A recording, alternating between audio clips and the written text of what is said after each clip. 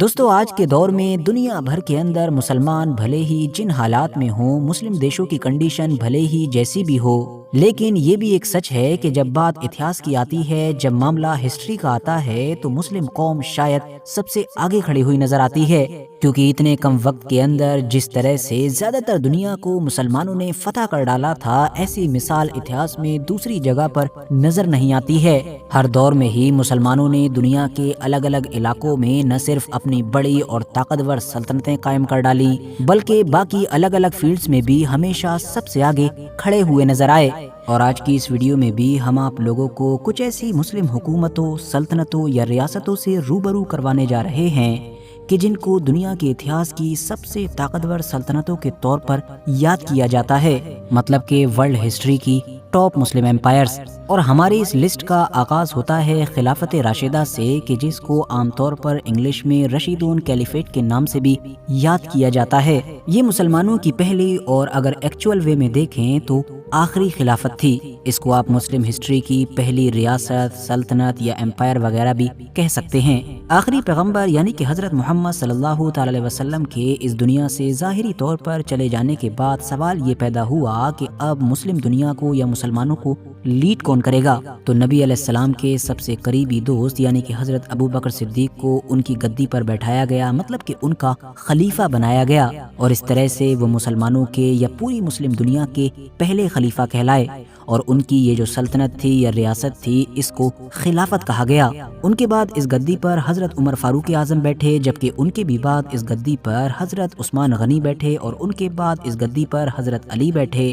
اور ان کے بھی بعد صرف 6 مہینے کے لیے اس گدی پر ان کے بیٹے حضرت امام حسن بھی بیٹھے تھے، اور اس طرح سے مسلمانوں کی یہ پہلی خلافت ختم ہو گئی۔ اب ویسے تو یہ خلافت راشدہ نہ تو مسلم اتہاس کی ایک ایسی سلطنت تھی کہ جو سب سے بڑے ایریے پر پھیلی ہوئی تھی، اور نہ ہی ایسی ریاست تھی کہ جس نے سب سے لمبے وقت تک راج کیا ہو، مگر اس کے باوجود بھی اس کو پہلی رینک پر رکھنے کے کئی اور ریزنز ہیں۔ پہلا ریزن تو یہی کہ اس میں سب کچھ زیرو سے شروع ہوا، مطلب ان کو باقی سلطنتوں کی طرح بیک میں تیار ہوا کچھ بھی نہیں ملا۔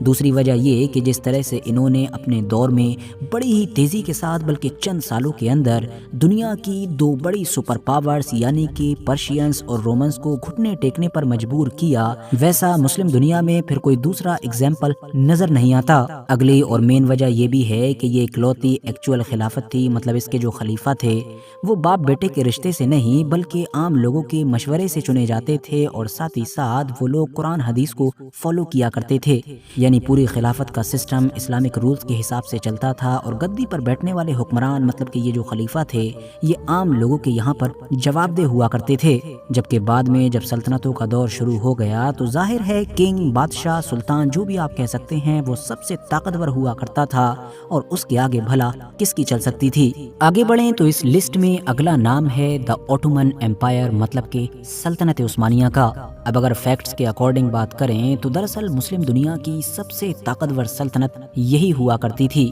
اس کی مین وجہ یہی ہے کہ یہ ایک بڑے علاقے پر تو پھیلی ہوئی تھی ہی، مگر وہ چیز کہ جو اس کو باقی مسلم سلطنتوں سے الگ بناتی ہے اور تمام مسلم سلطنتوں سے لسٹ میں آگے لا کر کھڑا کرتی ہے وہ ہے اس کا ڈیوریشن، یعنی کہ یہ 1299 میں عثمان غازی کے ہاتھوں قائم ہوئی تھی اور پھر 20ویں صدی کی شروعات تک قائم رہی۔ اس کا مطلب یہ 600 سال تک راج کرتی رہی۔ اتنے لمبے وقت تک لگاتار راج کرنے کا ریکارڈ مسلم دنیا میں کہیں اور نظر نہیں آتا ہے۔ ایریا کے حساب سے بھی یہ تھی تو کافی بڑی، حالانکہ پھر بھی سب سے زیادہ ایریا رکھنے کا ریکارڈ اس کے پاس نہیں ہے، لیکن ہاں اس کے پاس جو بڑا ایریا تھا اس میں ایک ہی وقت میں افریقہ، ایشیا اور ساتھ ہی ساتھ یورپ کا بھی ایک بڑا علاقہ شامل تھا، جو اتہاس کی باقی طاقتور اور بڑی مسلم سلطنتوں میں نظر نہیں آتا ہے۔ اس کی جینیسری آرمی کو تو ورلڈ ہسٹری میں بھی سب سے تیز ترار اور طاقتور فوج کے طور پر گنا ہی جاتا ہے، مگر وہ ایک اور چیز کہ جو اس کو مسلم اتہاس کی باقی سلطنتوں سے آگے لا کر کھڑا کرتی ہے وہ تھی اس کی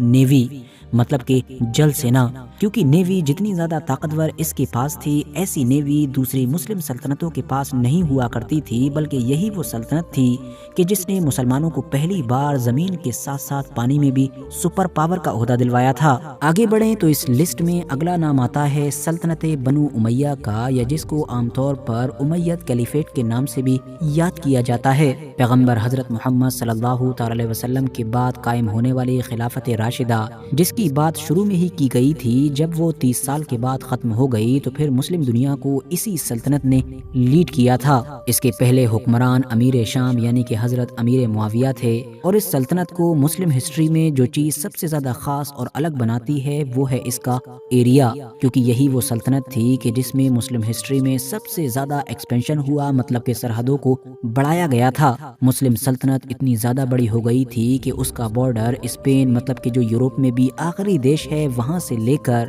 آج کے دور کے ہندوستان اور چائنا تک پہنچ گیا تھا۔ حالانکہ یہ بہت کم وقت کے لیے ہی قائم رہ سکی تھی، کیونکہ اگلی ایک صدی کے بعد ہی اس کو مسلم دنیا کی ہی ایک نئی حکومت، ایک نئی سلطنت نے ریپلیس کر دیا تھا، اور یہی وہ سلطنت بھی ہے کہ جو آج کی ہماری اس رینکنگ لسٹ میں اگلے نمبر پر ہے، مطلب کہ سلطنت بنو عباس، یا جس کو عام طور پر عباسید کیلیفیٹ کے نام سے بھی یاد کیا جاتا ہے۔ سلطنت عباسیہ کا ویسے تو ایریا بھی کافی بڑا تھا اور اچھے خاصے لمبے وقت کے لیے قائم بھی رہی تھی، مگر وہ ایک چیز کہ جس میں یہ سلطنت عثمانیہ اور سلطنت بنو امیہ سے کافی آگے کھڑی ہوئی نظر آتی ہے، وہ ہے مسلمانوں کی ایجوکیشنل گروتھ۔ مطلب مسلمانوں نے سائنس کے فیلڈ میں یا باقی الگ الگ طرح کے فیلڈ میں جو سب سے زیادہ ترقی پائی تھی، وہ دراصل انہی کا دور تھا۔ آج کے دور میں عام طور پر آپ مسلمانوں کے جس گولڈن ایج کے بارے میں پڑھتے یا سنتے رہتے ہوں گے، وہ بھی دراصل انہی لوگوں کی وجہ سے یا ان کے دور میں آیا تھا۔ مسلم ہسٹری کے بڑے بڑے ویگیانک، مطلب کہ سائنٹسٹ اور بڑے بڑے ودوان انہی کے دور میں دنیا کے سامنے آئے تھے۔ ان لوگوں نے اس بغداد شہر کی بھی بنیاد رکھی کہ جو آگے ہاؤس آف وزڈم ثابت ہوا، مطلب کہ نالج کا سینٹر، اور پوری دنیا کا علم کا خزانہ ایک ہی شہر میں جمع ہو گیا تھا۔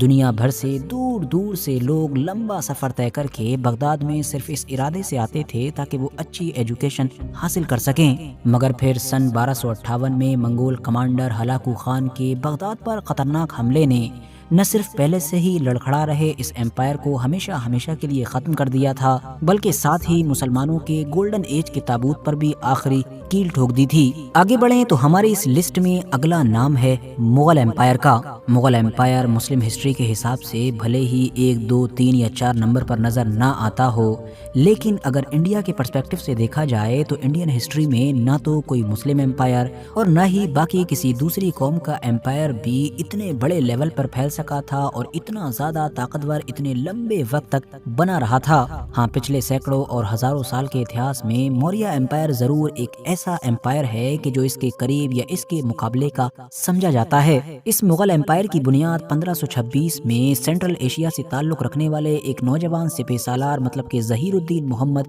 بابر نے رکھی تھی، جس کے جسم کے اندر اپنے ماں باپ میں سے ایک کی طرف سے تو امیر تیمور لنگ کا خون بہ رہا تھا، جبکہ ایک طرف سے منگول امپائر کے فاؤنڈر مطلب کہ چنگیز خان کا خون بہ رہا تھا۔ حالانکہ بعد میں اس مغل امپائر کے ایکسپینشن اور اپنی زبردست پالیسیز کے ذریعے سے پھر لمبے وقت تک اس کو اسٹیبل رکھنے کا کریڈٹ ظہیر الدین محمد بابر کے پوتے اکبر کو دیا جاتا ہے، اور اس مغلیہ سلطنت کو اپنی ترقی اور طاقت کے معاملے میں پیک پر پہنچانے کا کریڈٹ چھٹے حکمران یعنی کہ بادشاہ اورنگزیب عالمگیر کو دیا جاتا ہے۔ وہ ایک چیز کہ جو مغل امپائر کو مسلم اتہاس کی باقی سلطنتوں سے الگ بناتی ہے اور اس کو آگے لا کر کھڑا کرتی ہے، وہ دراصل اس کی اکانومی ہوا کرتی تھی۔ یہ سب سے امیر امپائر تھا، بلکہ بادشاہ اورنگزیب عالمگیر کے دور میں، مطلب جب یہ اپنے پیک پر ہوا کرتا تھا، تو اس کی اکانومی اتنی زیادہ بڑی تھی کہ پورے ورلڈ کی اکانومی میں 25% کنٹریبیوشن صرف مغل امپائر کا تھا، یعنی کہ دنیا میں جتنی بھی دولت تھی اس میں سے 25% یعنی کہ 25% تو صرف